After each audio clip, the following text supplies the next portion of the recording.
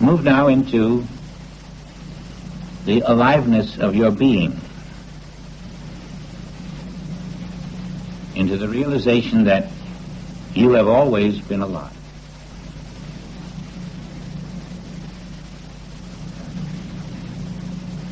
You were alive before this form appeared, and you may have forgotten that through physical birth.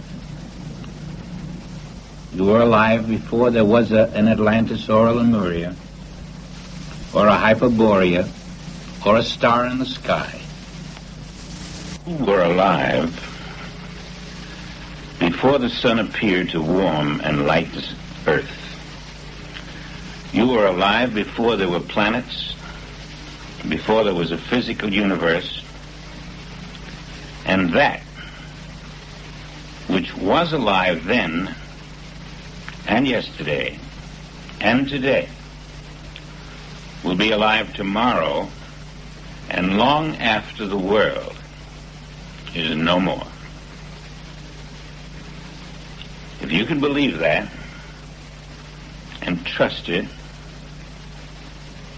you will find a power to stand in the face of every form of oppression, a power to prove the truth of it, that you have always been alive, that you always will be alive.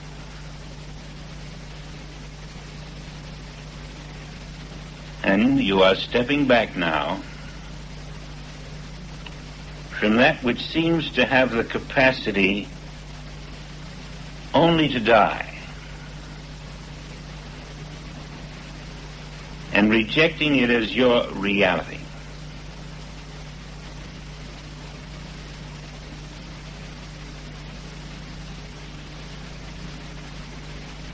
Be transformed by the renewing of your mind. You are going through a soul regeneration in which you transfer the focus of your operations to your soul and abide there and let your soul fill the substance of life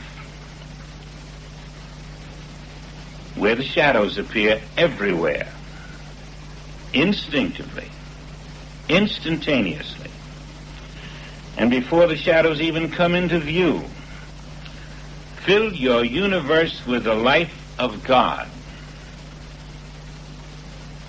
And that's where the joy is. And that's where the love is. And it is true that your soul will become your light and be independent of the light of the sun. It will be independent of the light of the stars. Your soul lights your way in the universe of God. It requires no light external to itself, for there is none. We are moving in consciousness into the fifth world, into the first heaven of reality, into your soul universe. We're doing it now, on this side of the great veil. For the great veil is as much an illusion as yesterday's head cold.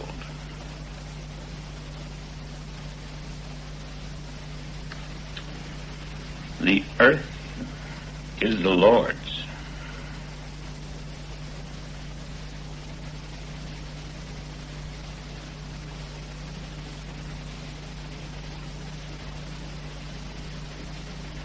Perhaps to some extent, you may be feeling your incorporeal self a little better than when we started today. The formless self, the self before the world, before Abraham, The self that will survive this world and all this world can throw at you. You can walk in that incorporeal self now. And I know that it need not be an in and out experience.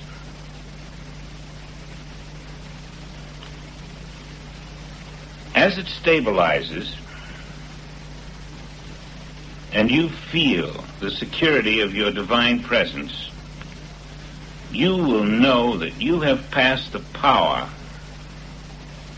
of reincarnation. You will pass that point and you will know it even before the outer sheet is removed. Put on the new man, says Paul.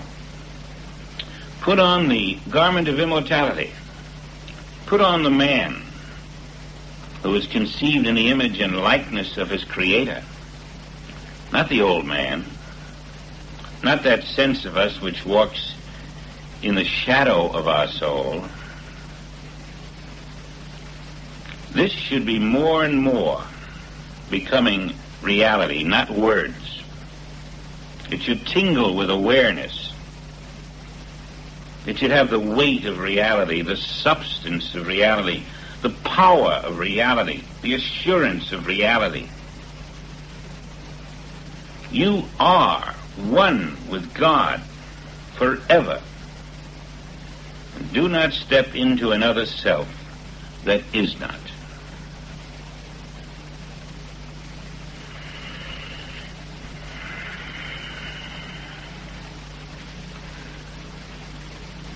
While we are in the consciousness of being one with the Father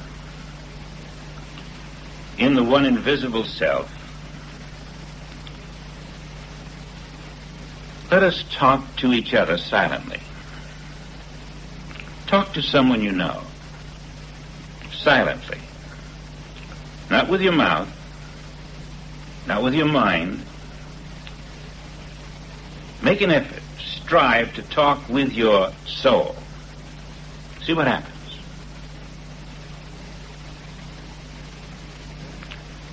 Talk with your soul to the soul of someone else. Don't talk to the face. Don't talk to the image. Don't talk from your face. Talk with your soul to the soul. Make an effort.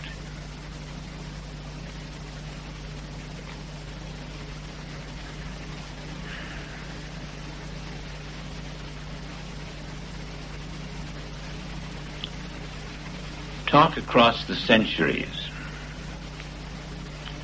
with your soul to the soul of another individual.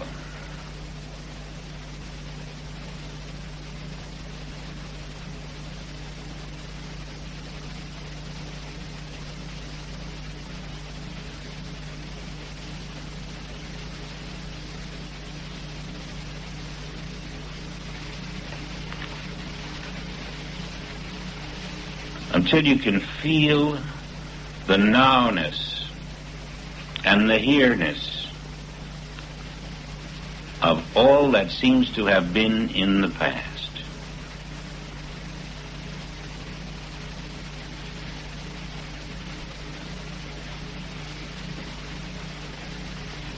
Now listen. Listen with your soul while that soul talks to you. Listen. Just listen. With your soul.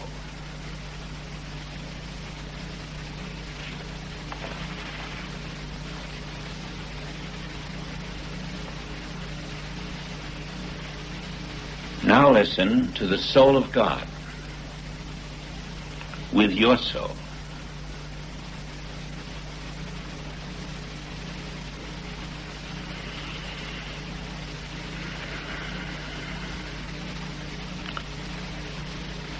That is a direct line of communication without any intermediary. ever-present, divine intercommunication. Your soul is ever attuned to the will, the wisdom, the life of God. If you will not violate that oneness in any form, and will turn your soul to the divine knower, your soul in turn will relay this daily bread into other areas of what appear to be your visible self.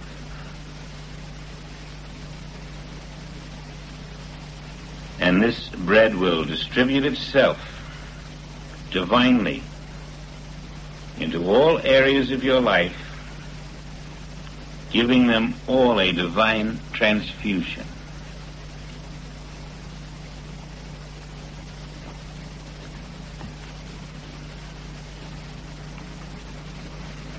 Nothing will be left out.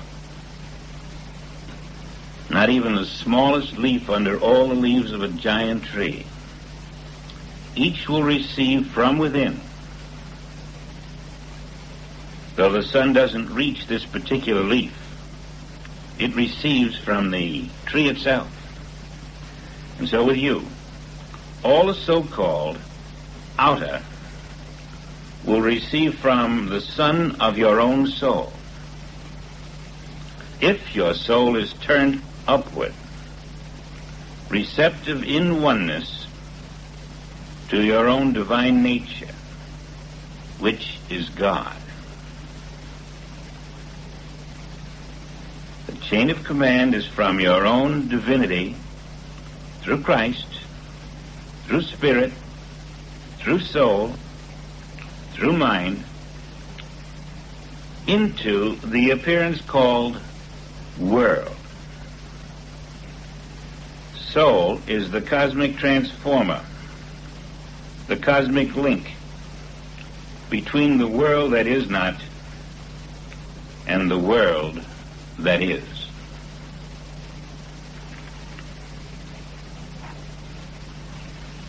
What? Knew ye not that your body is the temple of the living God? That your body is the temple of the Holy Ghost? What body was he speaking of? The body of your soul. Your mission is to live as your soul, not as your human self. And to let your soul transform all that you formerly thought you are and were, to move over, cross over, pass over, be transformed by the renewing of your mind. Let it be regenerated in your soul, which is attuned to the infinite and can funnel into this visible experience all that the infinite believes is necessary for the full expression of divinity where you stand. What difference what you were yesterday?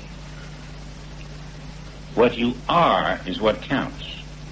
And what you are is greater than anything that can be human.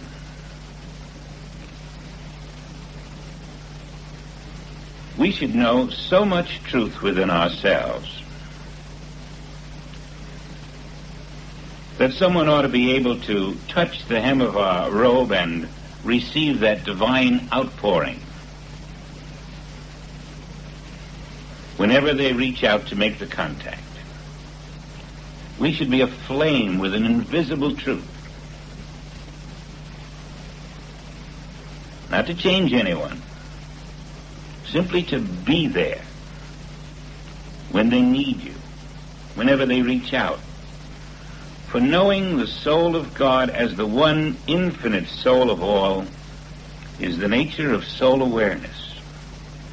For that reaching out to you is saying, know my soul for me as the one soul, I can't do it for myself. I'm hypnotized. But I sense something in you that can do it for me. And I'm turning to you. And all you've got to do is be what you are.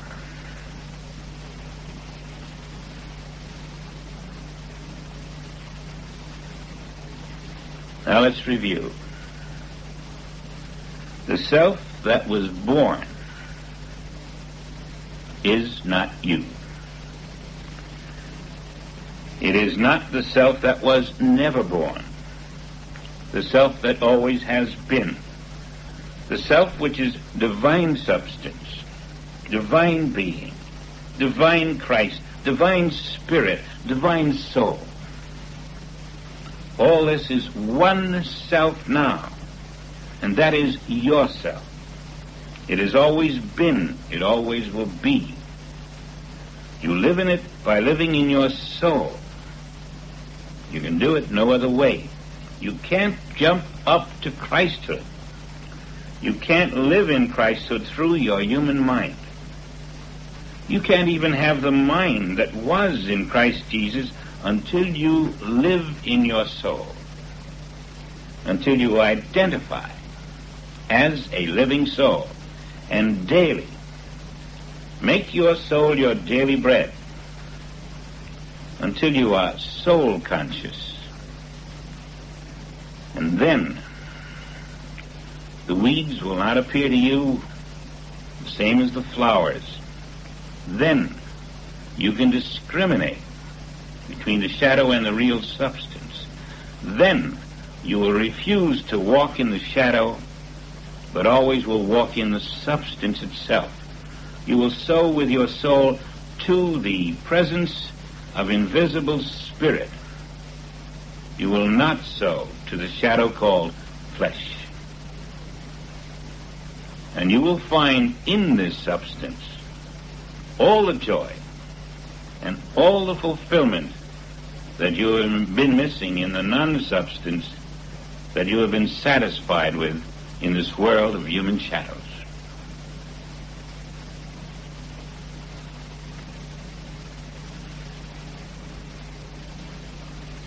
The hypnosis of animated shadows slowly dissolves.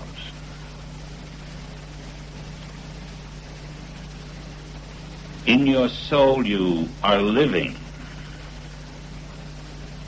as the eternal child, the Son of God, calling no man your father on this earth, for one is your Father. In soul you can make this great acceptance of God as your present Father, right here, right now, and as the Father of your human father, as the Father of your children, as the Father of man, unknown to man, as the Father of the atheist, as the Father of the murderer and the villain, and condemn no man by his appearance. For the Father is the Father of the Son who walks where we see the shadow called murderer, thief. Take them all into the paradise of reality. Stretch out your hand. Greet the Christ. Wash the feet of the world. I think we know what we're supposed to do. Now we have to develop the capacities, the techniques in order to do it.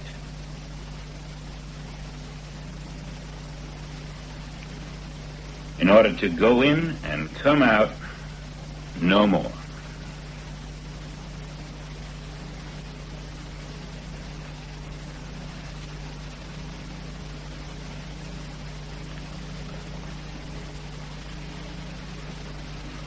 In Revelation,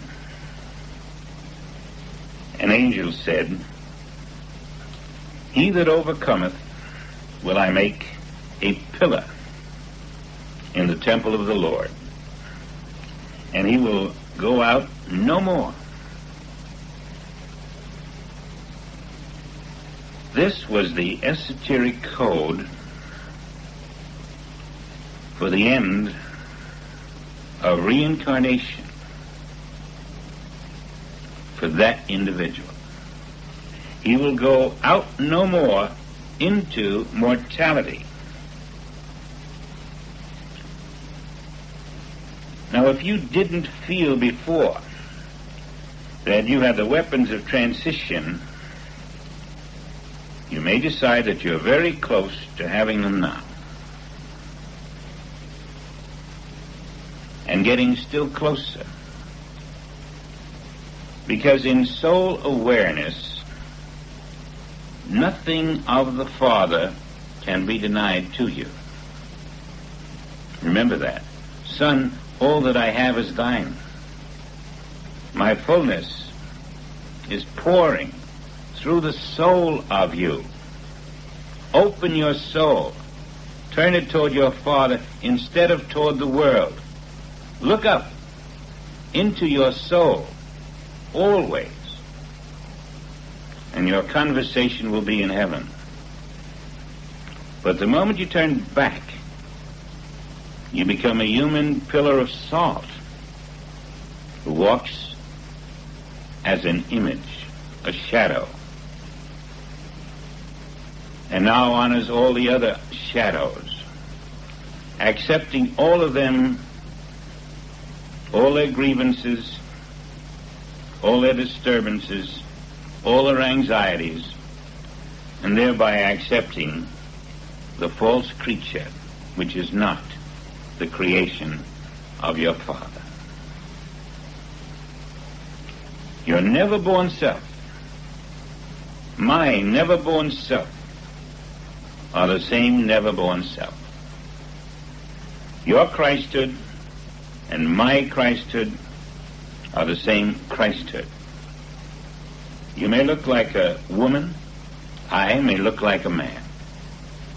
You may look like a child, I may look like an adult. You may look like a patriarch, someone else may look like a 6-year-old. Don't be fooled by the appearance. As in the Father there is neither male nor female, there is neither youth nor old age. The never-born self never knows age, never knows sex, as we know sex or age. It is one complete whole. One complete whole. Accept that for yourself. Accept it for your friends and associates. Accept it for the world population. One never-born self. That is the permanent self of each impermanent image that you see. Touch that home base. With your eyes open and with your eyes closed. In the home, in the office, wherever you happen to be, practice it so diligently that you're not always forced to make readjustments to shut out evils or to suit every contingency, but live in it. Be it, because you are it. You must glide through the world in your never-born self, accepting only that self where the shadows appear, walking, talking, just like television images.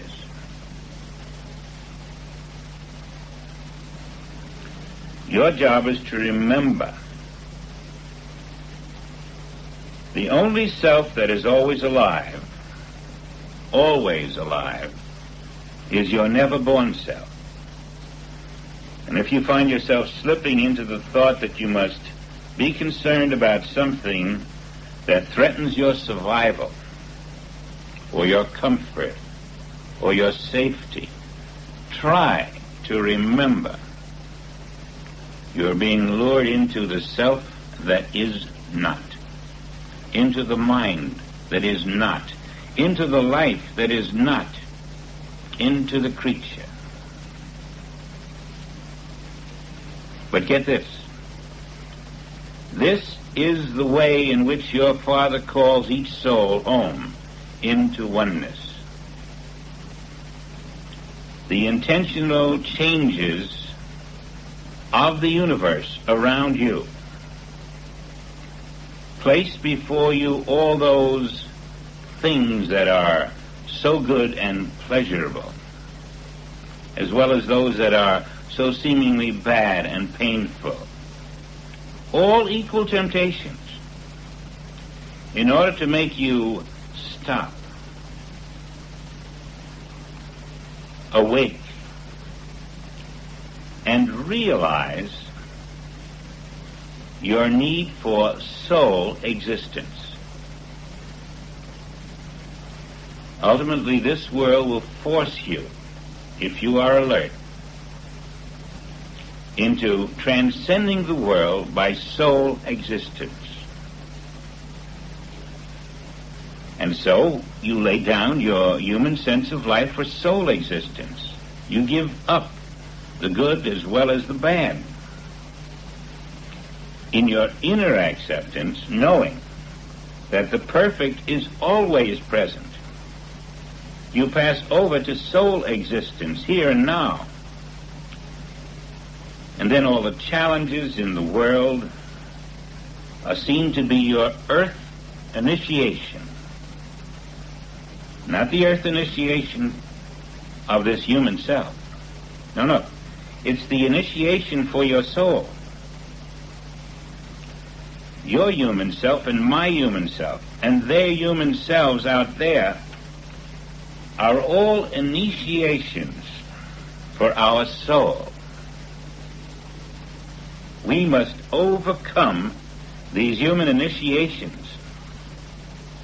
And that's how our soul passes through and above the earth experience into its home,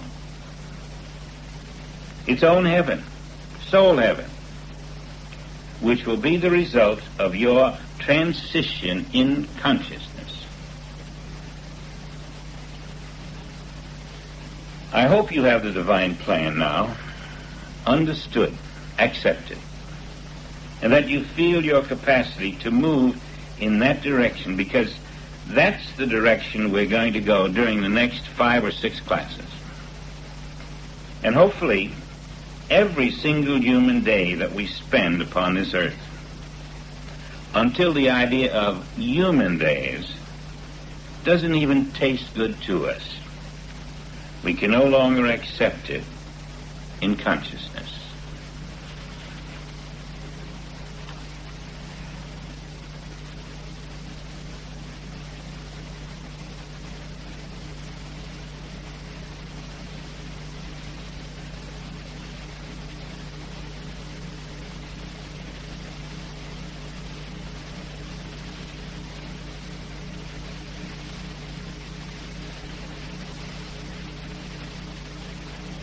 I'm sorry I have to be mundane now, but we have a dinner Monday night. Everyone's invited, as you know. We're going to have it right here in the hotel, about 3 seconds from here, in a restaurant called the Plaza Tree, right outside the elevator. And then to the left, and the reason we're going to be there is because they have the space. They're not too busy at night. The prices are moderate. And they have a selection so that we're not confined to one fish dish and one meat dish or anything like that. So I think anyone can really afford to go, and if you're going to be here Monday night, I'd like to tell you, or I'd like you to tell either Ruth or Alice Moeller, either one, Ruth Moeller or Alice Moeller, and they'll jot down your name, and you don't have to give them anything toward the payment of it at this moment. You can do that when you're at the restaurant, and you can even, if you wish, charge it to your room. Just tell them you're going to be there. We haven't quite decided the final time, but it'll be either 6 or 6:30 Monday night. And if you tell them you're going to be there, we in turn can tell the restaurant how to prepare for us. And so that's the only piece of business I know of tonight. Unless there's something else that someone thinks we ought to talk about. Something I don't know about. Anything else? Any piece of business? Doris? Or Betty? Anyone? All right, good. What's that? Well, 8 o'clock is the class, and 7:30 is the meditation. Every night, from now on. And so I'll see you tonight, or right now after class if you come up. And thank you. Thank you very much. Thank you.